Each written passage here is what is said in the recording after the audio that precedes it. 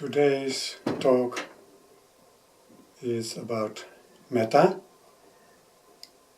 Metta is from the Pali language, has many meanings, and here preferably it is kindness, friendliness, friendship.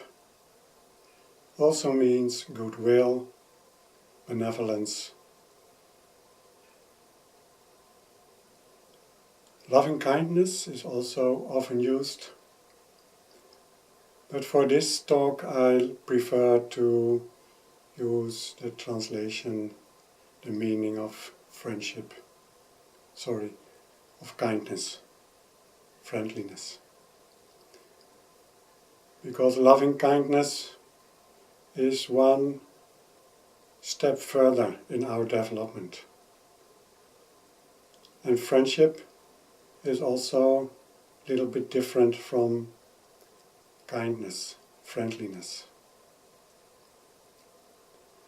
So the first step for us human beings in our daily meetings with people we love and we know, we don't love, we don't know, which are far or near, I feel that friendliness, being kind, is already a big step if we can use this kindness for all the persons we meet in our daily life. And for all those persons we do not meet, about which we read in the papers or on the internet, in all directions of the world, so many suffering is happening. Or so much anger can arouse from what we read against persons. The violence and the hatred and destruction that is caused by others can make us angry also, or can make us afraid of those persons. So, to develop friendliness, kindness to all those people we meet, be it live or not live, but in different distant distances. Friendliness, kindness would be a great gift if this would be our continuous attitude to others. And the other way around, this kindness, this friendliness, if we develop this to other persons, then this is the greatest gift, Buddha said, we can give ourselves. Friendliness, kindness, goodwill. It is the greatest gift that we can give ourselves and to ourselves. And friendship, the meaning of friendship, I feel, is also a big step forward. Of course, we can be friends with everybody, or not with everybody, only a selected group of people are our friends. We trust them, they trust us, we like them, they like us, they are more or less unconditioned, they are loyal to us, we are loyal to them, there's maybe love, trust, and they do what we like to do. They respect us, they confirm us in our personality, in our wishes. So you might say this friendship is a kind of conditioned. It is not unconditioned. It is dependent on causes, conditions. So to develop friendship for all living beings, or those people who I don't like or don't know, like the neighbors, or maybe some family, or colleagues at work, or the other end of the world, who do harmful things. To develop friendship is a big step forward. So for this talk I feel it is okay to limit ourselves to kindness, friendliness, which would be a huge step in our development as human being and in our development in good relations, good connections, good contact with other people in daily life. That would be a great gift if we could accomplish that. So, friendliness, kindness. What is the meaning of this friendliness? It means basically that there is no prejudice, there is no condition involved, there is no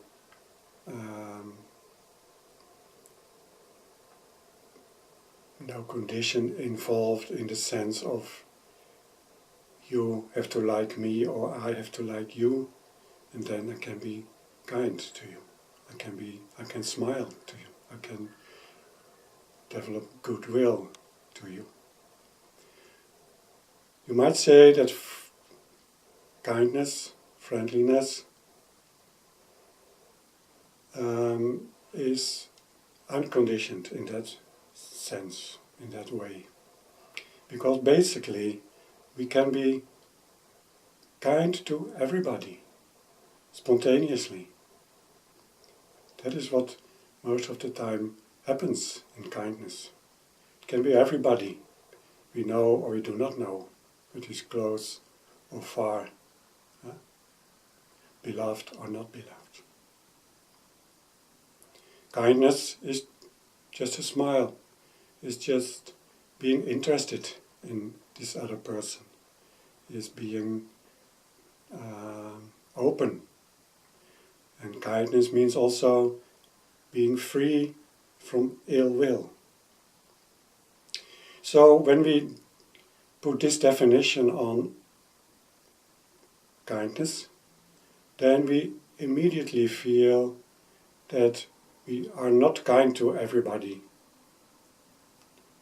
that we exclude some persons, that there is a kind of bias, that there is a kind of attachment, and there is aversion. This is the danger for kindness.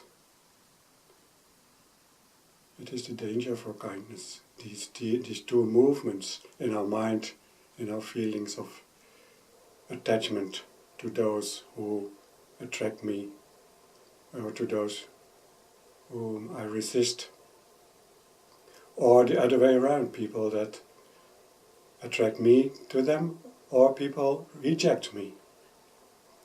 So these two movements of attachment and hatred, attachment and aversion, are the greatest dangers in developing our human potential. So in that sense we can say that if we try to develop this kindness, this friendliness, not only to those people who I want and wish to, but to all those people who are seeking for happiness, all those persons, all those human beings, all those living beings who are seeking for a kind of joy, a kind of ease, a kind of being respected or being heard, being that there is someone who is listening to them, someone who is open. This is what all human beings basically desire. So these movements of attachment and aversion, they are greatest danger.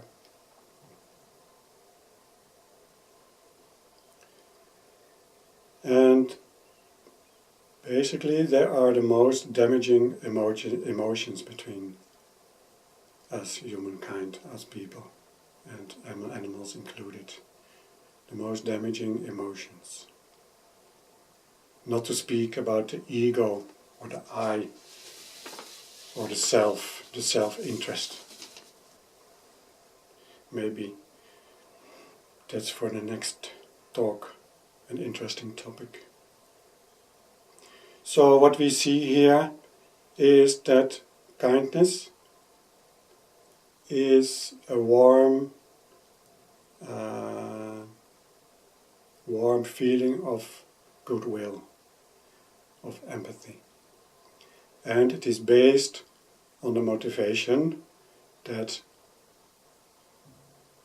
not only me or the people I love want to be free from suffering, want to be happy, want to be respected, want to be listened to, or to be understood, not to be judged about, but all human beings and all living beings, the animals included, have the same wish. This is what Buddha taught in his 4 Noble Truths. But we don't have to be a Buddhist or a Christian or a Muslim or whatever to see the logic of that, to see the reality of that. We don't have to be a religious person to a certain religion. Every human being understands this. We want to be free from suffering. We want to be respected and so on. So this kindness, this friendliness is a tremendous power of the warm heart.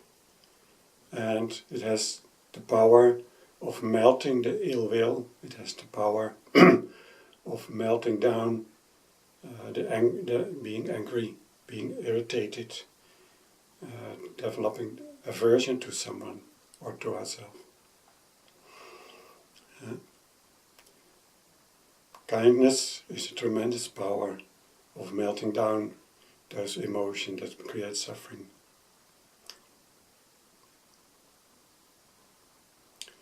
So in this sense, Metta is a thought force of being capable of affecting any mind anywhere. Metta is a thought force that all human beings possess, and that all human beings are capable of, or maybe not capable, but possess this power of Metta, and that there is a potential to develop this Metta as a tremendous force of creating a good world and good harmony and relations. And this radiation of Metta, it can not only calm a person or remove the darts of hate, of ill will from within, but it even can sometimes cure severe illnesses in ourselves and in regard to the other persons. There is this radiation of Metta. But the first step is to consider, to decide for myself, is this what I want? Is my motivation strong enough to develop this kindness to every person I meet in my daily life? Is this what I want? So we have to decide not to be a perfect person, but to develop this inner potential of kindness which melts down, destroys the borders between us people. This is, so to speak, the ethics, the morality.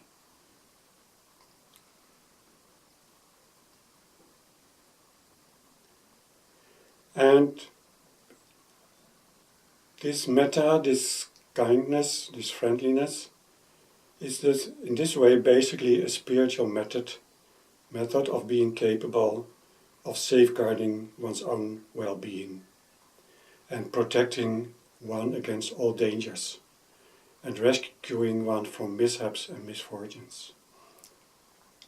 So when we look at metta this way, we see and feel and discover that metta is also a tremendous power of protection, and a protection of not only protection but also it makes us independent of the ill will, the anger, the antipathy that people radiate to us. Metta makes us independent. It liberates us from being dependent of the emotions of others. Why? Because my motivation is to develop a non-biased kindness, goodwill, tolerance, respect, the will that others are free from suffering as well as I want to be free from suffering. So this substitution of a negative trait by the opposite positive forces implies a very developed and mature approach to life, which is protection against fear and dependence. It brings us this equanimity. My mind, my feelings are not dominated by biased attachment and aversion. In itself, attachment and aversion is not the problem. This is a very human pattern of reactions, because we have to safeguard and protect just like the animals. But being dependent on it or being ignorant about it, that is the real danger. Metta succeeds when it loves, and it fails when it degenerates into worldly affection. That is what we have to keep in mind.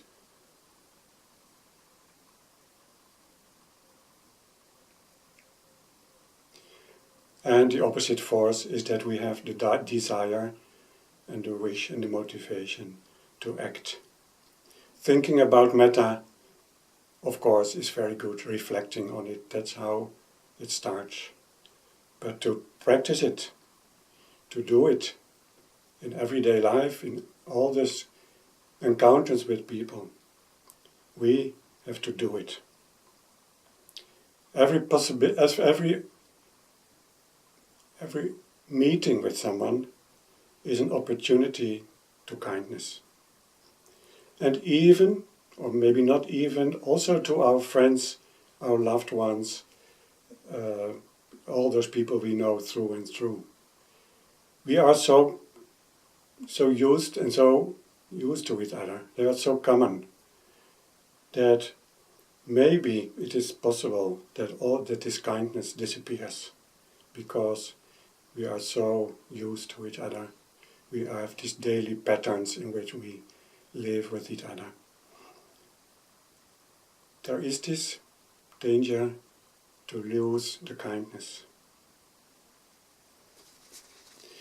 So that's also something we have to be aware of it. So since metta liberates the mind from the bondage of hatred and anger, from selflessness and greed and delusion, it constitutes a state of liberation. Every time one practices metta, for however short a period, one enjoys a measure of freedom of mind. And in the end, it is the measureless freedom of mind which is the fully development of metta. And then we can, along the way, we can continue with compassion, with love, with joy.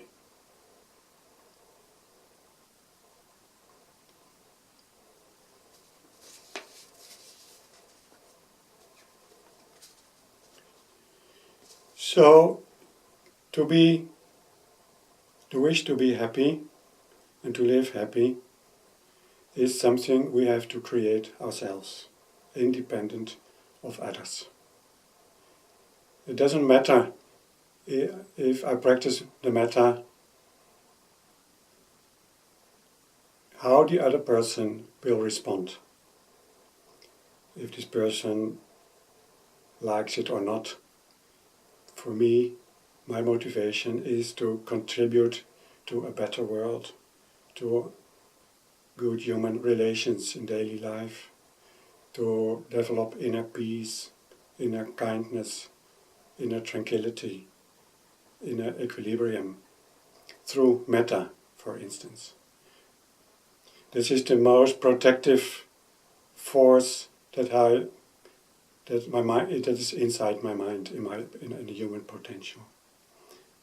And it protects, it stimulates, it makes us happy because we discover this inner tranquility, this inner equanimity, this freedom from prejudice, this openness in human relations in daily life.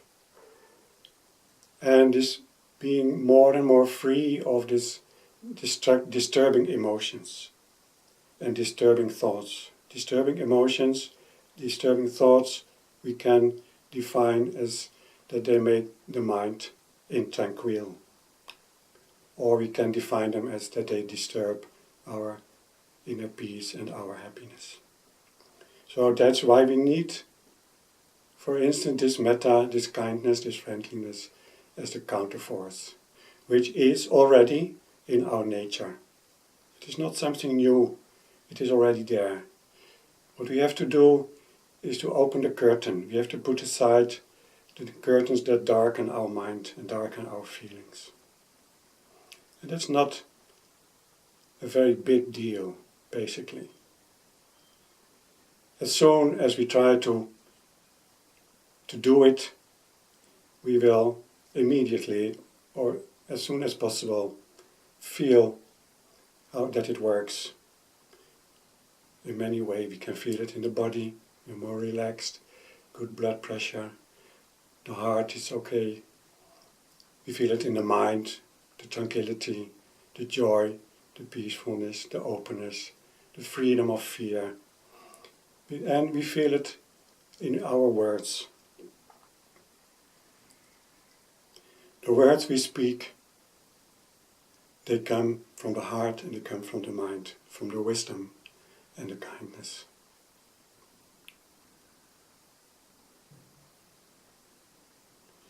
So to practice, there are many meditations on metta, on kindness.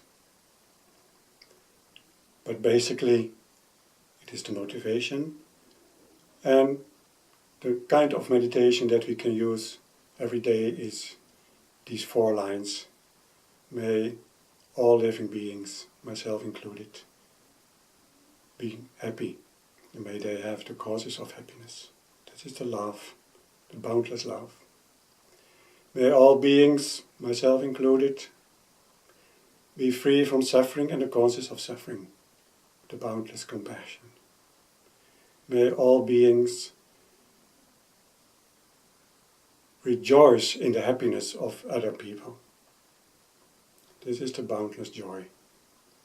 And may all beings live in equanimity, which means the freedom from attachment and the freedom from aversion. So if we want to be mindful, this is the most beautiful mindfulness that we can use, to remember these 4 lines, to repeat them several times a day, and to feel them and to think of them. Then we will slowly develop this potential of the kindness, the friendliness. And that is the greatest gift of kindness that we can give ourselves. And if this is an inner source which is flourishing, radiating, then it will affect others. So these 4 lines remember us again and again and it will slowly become an inner spontaneous force which radiates our inner goodness, our inner morality, not to hurt others, not to hurt ourselves. And it will radiate as a warm feeling to others. And no doubt other people will experience this.